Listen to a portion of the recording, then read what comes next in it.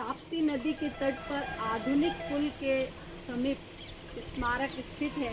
इस स्मारक का निर्माण मुगल सम्राट जहांगीर के कार्यकाल में करवाया गया और ईंट पत्थर से निर्मित इस स्मारक के चारों ओर आर्चनुमा बाहर प्रवेश द्वार बना हुआ है और विशाल बरामदे और छोटे छोटे कक्ष का निर्माण कराया गया है। और इस स्मारक का उपयोग जो है मुगल काल में आमोद प्रमोद के रूप में किया जाता था। तो आइए चलिए हम देखते हैं इस स्मारक के जो है कक्षों के दर्शन करते हैं। यहाँ देख रहे हैं कि प्रशासन ने जो है बड़े अच्छे तरीके से इसको डेवलपमेंट कार्य किया है। आइट साइड में बिल्कुल सुंदर बगीचा बना रखा है और पास में ही ताप्ती मैया जो है अबरुल बहती हुई आपको दिखाई देगी और बड़ा सुंदर प्राकृतिक दृश्य है। आप देख रहे हैं ये ताप्ती मैया का प्रवाह है, ये यहाँ से बहते हुए जाती है और यही ऊंचाई पर यहाँ किला जो है स्थित है और सुंदर मनोरम दृश्य है। हवाओं के सुंदर झोंके हैं और कलकल बहती नदियों का जल है और पक्षियों की चहचहाट है। आइए हम इन कक्षों को भी देखते हैं। ये सुंदर प्राकृतिक दृश्य आप देख रहे हैं। प्रशासन के द्वारा बांस के पौधे आसपास में जो है रोपित किए गए हैं और सुंदर सी बाउंड्री वॉल यहाँ पर बनी हुई है और साथ ही में यहाँ पर जो है बादाम का और अलग अलग प्रकार के पीपल और बरगद के वृक्ष हैं। और ये देख रहे हैं आप, ये पूरा जो किला आपको दिखाई दे रहा है।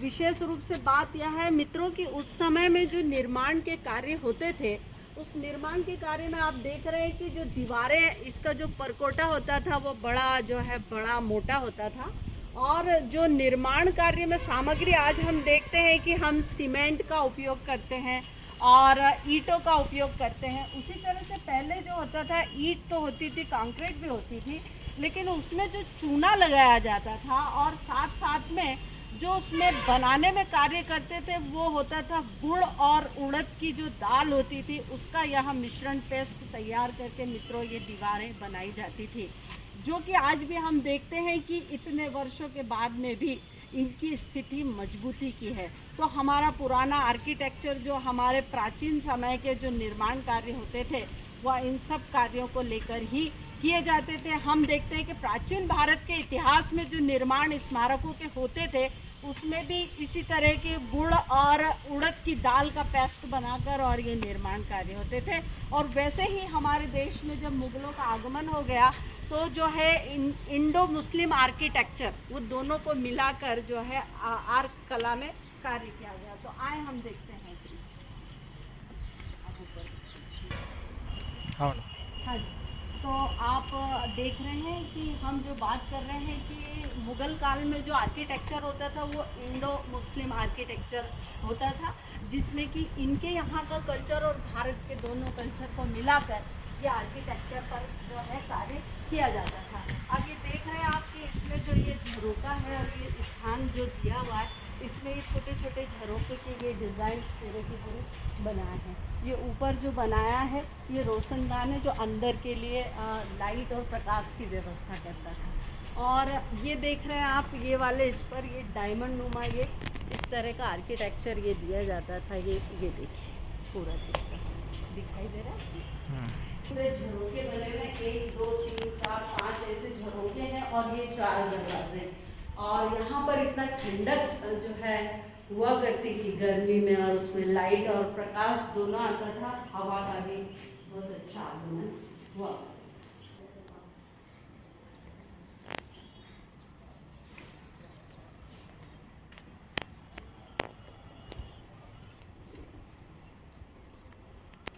इधर ऐसे ये वाला नहीं लेना क्या था?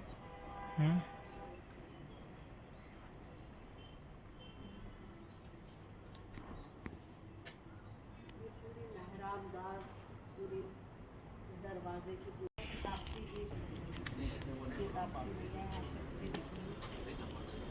आगे उधर वो ब्रिज है जहाँ से आवागमन के लिए पूरा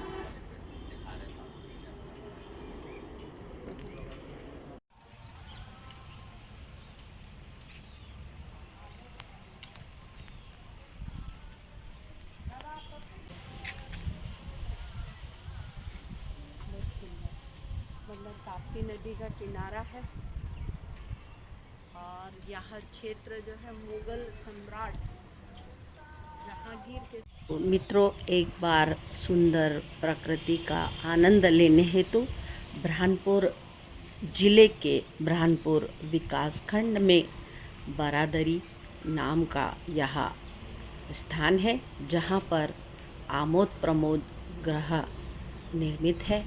और इस आमोद प्रमोद गृह को देखने के लिए, प्रकृति के सानिध्य में रहना और आनंद लेने के लिए आप अवश्य पधारें और देखें हमारी प्रकृति, हमारी धरोहर।